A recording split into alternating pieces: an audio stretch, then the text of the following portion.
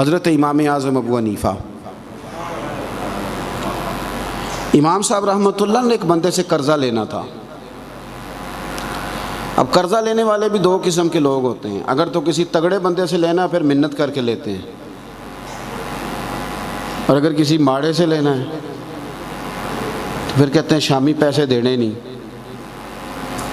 اب یہ کہ اگر آپ تنگ دست کو مہلت دیں نا، تنگ دست، آپ کو پتہ ہے بندہ بیچارہ کمزور ہے، تنگ دست ہے، جان بوجھ کے نہیں کر رہا، اندر رکھ کے نہیں منع کر رہا ہے ہی نہیں، پتہ چل جاتا ہے۔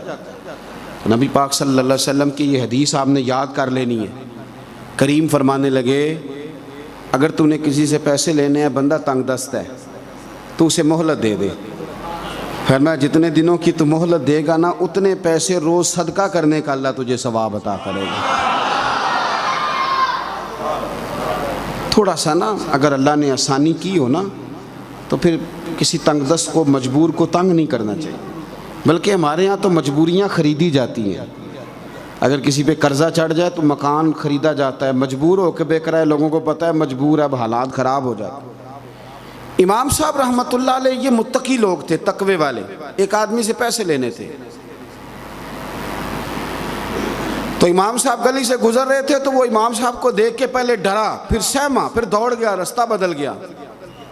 امام صاحب نے بلایا، حاضر ہوا تو فرمایا کیا ہوا؟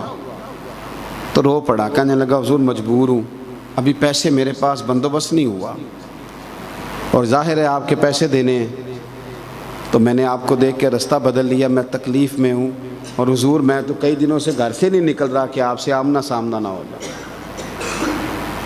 یہ ہوتا نہیں روٹین میں اس طرح۔ ہم ہمارا جب ہاتھ اوپر ہوتا ہے تو پھر تو ہمارا سٹائل ہی کچھ اور ہوتا ہے نا۔ اگر ہم نے لینے ہوں تو پھر تو کیفیت ہی اور ہے، باتیں ہی بڑی بڑی اعلیٰ اونچی کرتے ہیں لوگ۔ تو امام صاحب نے اس کی بات سنی، تو قرضہ امام صاحب نے لینا تھا، اس نے دینا تھا۔ امام صاحب نے سنا تو رو پڑے، فرمانے لگے یار میری وجہ سے تو کئی دن گھر سے نہیں نکلا، اور میری وجہ سے تو چھپتا پھرتا ہے۔ آپ فرمانے لگے جا، میں نے تجھے پیسے معاف کیے، لیکن ایک شرط ہے کہ تو اپنی زبان سے کہہ کہ میں نے ابو حنیفہ کو معاف کر دیا ہے۔ جو تجھے تکلیف ہوئی نا میری وجہ سے، اذیت پہنچی، تو کہہ میں نے معاف کیا۔ تیرے دل پہ اتنا بوجھ رہا، میری وجہ سے تو سو نہیں سکا، ڈھب سے کھا نہیں سکا، اور میں اللہ نے مجھے وسعت دی ہے، مجھے کوئی ایسی مجبوری نہیں تھی، اور پھر تو نے یہ کیسے سوچ لیا کہ میں تجھے تنگ کروں گا؟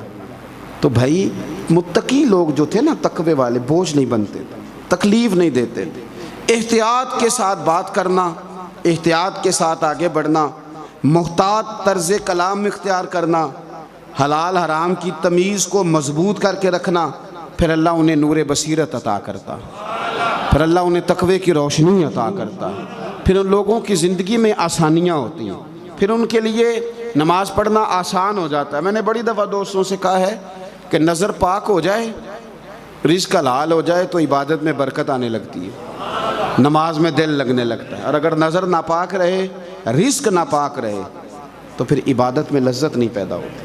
تو اللہ کے ولی متقی ہوتے ہیں۔